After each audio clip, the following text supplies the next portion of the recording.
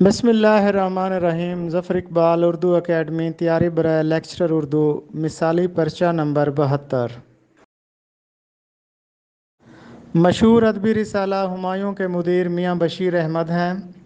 ایک ناولٹ ہے گوندنی والا تکیہ، یہ غلام عباس کا ہے۔ دانتوں پسینہ آنا، یہ ایک محاورہ ہے، اس کا مطلب ہے بہت محنت کرنا۔ علی گڑھ کالج کو یونیورسٹی کا درجہ 1920 میں دیا گیا۔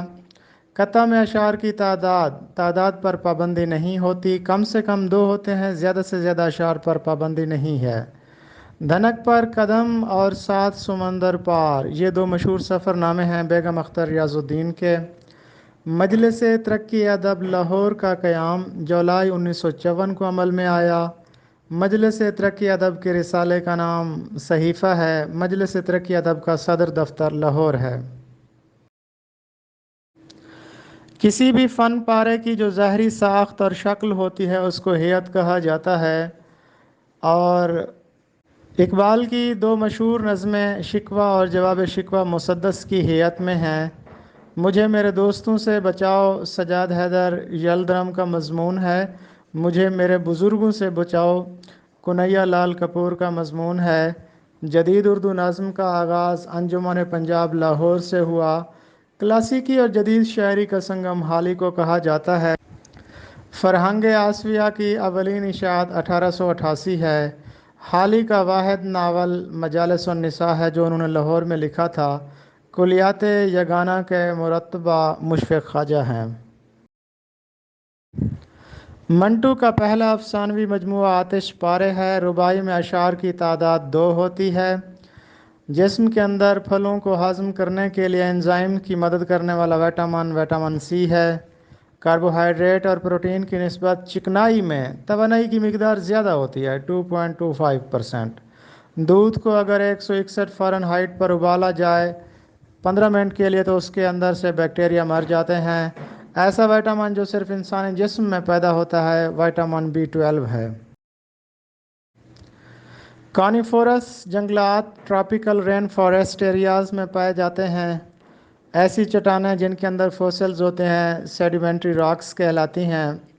اوزون کی تہہ کمزور ہو رہی ہے فریانز گیس کی وجہ سے۔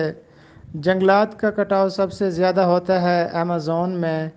کئی مرتبہ ریسائیکل کیا جا سکتا ہے۔ ایلومینیم کو بلینک DVD کو کہا جاتا ہے DVDRW۔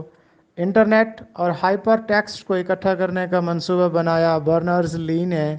پہلا میکینیکل کیلکولیٹر پاسکل نے بنایا۔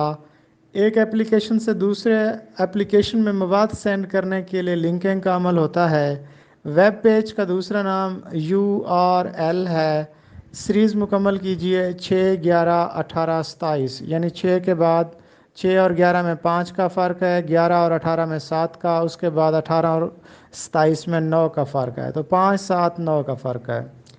امریکہ کے بعد سب سے زیادہ نوبل انعام UK نے جیتے ہیں۔ عزب آپ صلی اللہ علیہ وسلم کی تلوار کا نام ہے۔ خلا سے بہر زندگی کا مطالعہ ایکزو بیولوجی کہلاتا ہے۔ جاندار اور ماحول کا مطالعہ ایکالوجی کہلاتا ہے۔ واخان پٹی موجود ہے پاکستان کے شمال میں۔ سعادت حسن منٹو کے پہلے افسانوی مجموعے کا نام بتائیں۔ اس کا انتساب کس کے نام ہے؟ اس میں کتنے افسانے ہیں؟